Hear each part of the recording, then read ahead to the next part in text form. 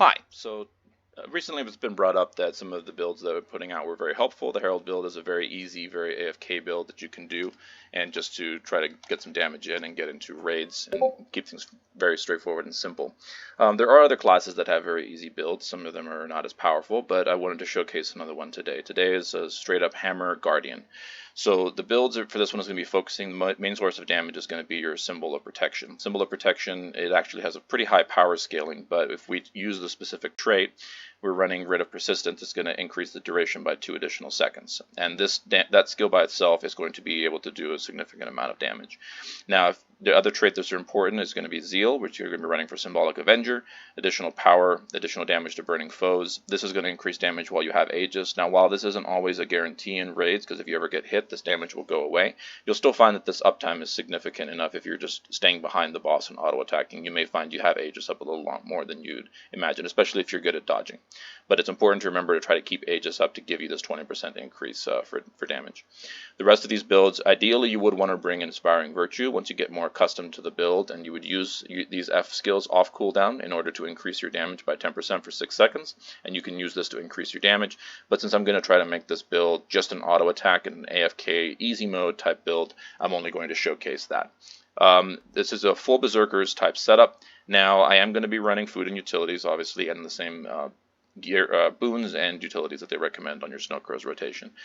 This is just nothing but a hammer, and actually I went down a notch just to show you that it would work even with lower major or major sigil of impact or major sigil of force.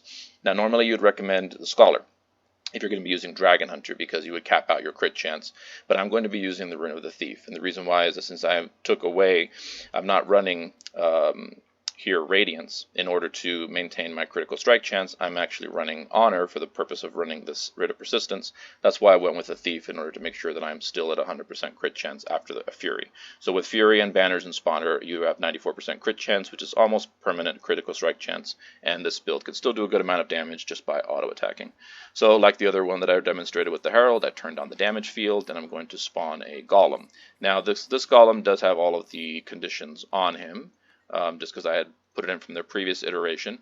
But if you notice, I don't actually have any traits that increase damage based on the amount of conditions on the foe. So this is still a realistic damage percentage. The only thing would be for the vulnerability. Now in raids you normally have 25 stacks of vulnerability from all your other people attacking, but that's the way this one will shake down.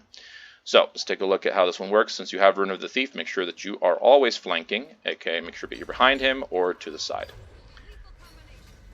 Now all I'm going to do is auto attack and do number 2.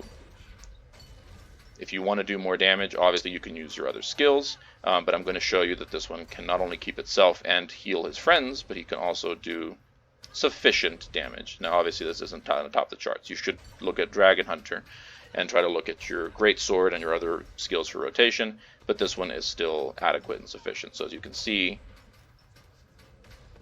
we are approaching the 20k mark. We are also providing permanent protection for ourselves and 5 of our allies. We are healing ourselves and 5 of our allies, and we're really not touching any other skills. We are auto attacking and doing skill 2.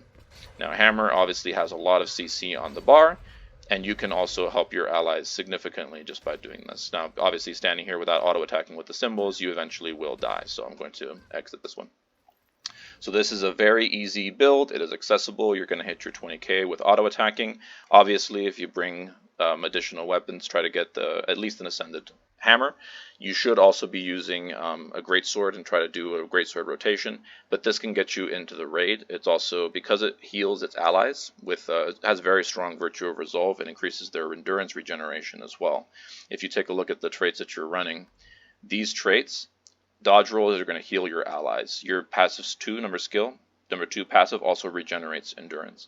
And then these skills here, your number 2 removes conditions from nearby allies, and the passive effect is stronger, and you're giving it to your allies.